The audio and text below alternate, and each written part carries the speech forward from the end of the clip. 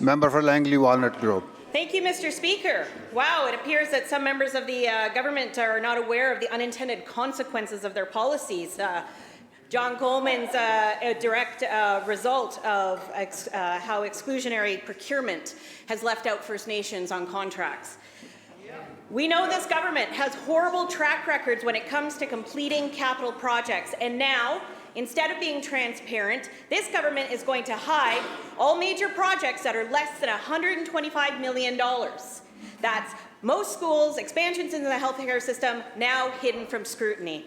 You know what this government record is, though, is $17 billion over budget and 158 years of delays. That's the legacy of construction policy under this NDP government. Will this government admit they failed at delivering projects on time and on budget, like the Richmond Hospital redevelopment project that is $1.1 billion over budget and 2 years behind schedule?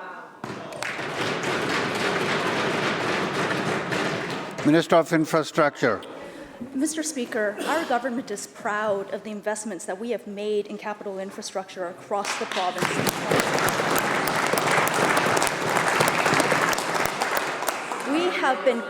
We have been implementing the single largest capital infrastructure investment in BC history, working to catch up on decades of infrastructure deficits left behind by previous governments. Many of Members, Minister has the floor. Member for Kamloops Centre. Leader of the official opposition will come to order. Members, both sides come to order. One member at a time, one minister at a time. Minister will complete. Thank you. We've been building record levels of infrastructure, schools, hospital, transit, to meet the needs of British Columbians. And while we are doing that, we have been taking a responsible approach to repacing some projects so we can continue to build what people need. The members opposite talk about debt and servicing costs, which is certainly a serious issue that needs to be managed. But while Members.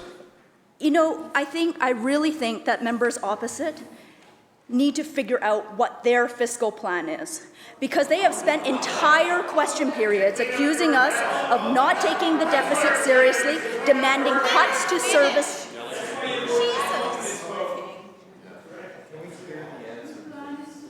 Minister will continue. They have spent entire question periods demanding cuts to services, cuts to healthcare, cuts to education, cuts to projects. And then Minister, they turn please around, conclude. go into communities and demand that we carry on with projects regardless of how over budget they are, regardless of how expensive they are. They criticize us for the work that we're doing to try to manage projects. I really think that members of the opposition need to get on the same page about how they actually want to fiscally manage this province. Member has supplemental. Yes, thank you. So I hear that they're proud of their record investments in infrastructure, yet they cut $7 billion from the capital plan in this year's budget, Mr. Speaker.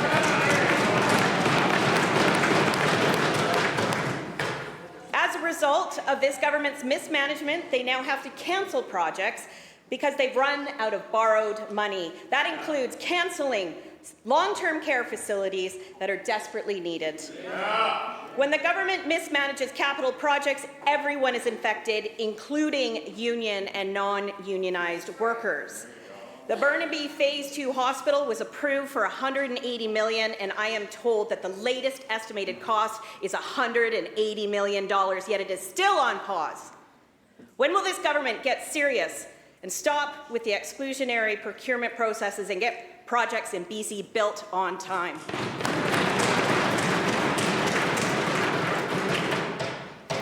Minister. Mr. Speaker, if the member of the opposition, the critic for infrastructure, believes that you can build an entire hospital tower for $180 million, I would really seriously think that they have bigger problems